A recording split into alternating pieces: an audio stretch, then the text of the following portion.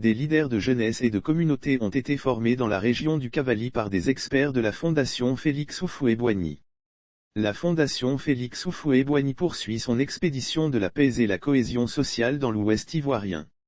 Suite au département de Guiglo et de Toulepleu, cette institution spécialisée dans le domaine de la paix a atteint le département de Blot-les-Quins.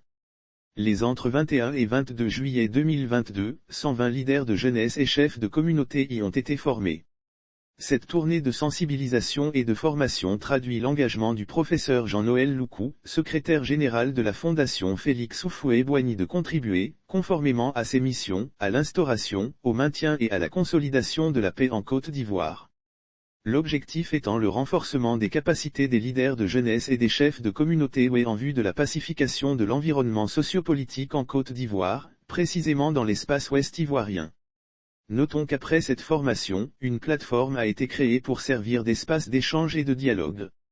Les objectifs de cette formation, les différentes réactions des séminaristes pendant et après la formation, laissent entrevoir que la paix est en train de s'implanter et s'enraciner dans les cœurs. Vu les profondes blessures dont a souffert le peuple dû au conflit armé suivi de la déchirure du tissu social, la Fondation Félix Houphouët-Boigny a entamé depuis juillet 2021 une campagne de sensibilisation dans la région du Cavally.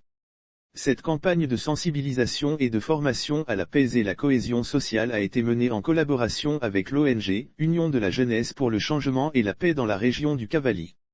Voici le rôle de la Fondation Félix Houphouët-Boigny. Soulignons que la Fondation Félix Houphouët-Boigny pour la recherche de la paix a pour objet de contribuer à la recherche, à la sauvegarde, au maintien et à la promotion de la paix en Afrique et dans le monde, dans l'esprit de l'acte constitutif de l'UNESCO et de la Charte des Nations Unies, et d'être un centre de réflexion et de recherche sur la paix.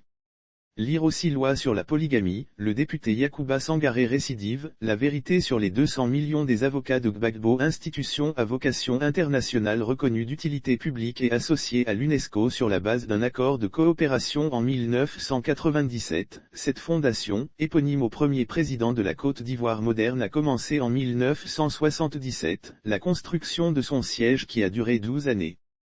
Finalement, elle a été inaugurée le 26 juin 1989,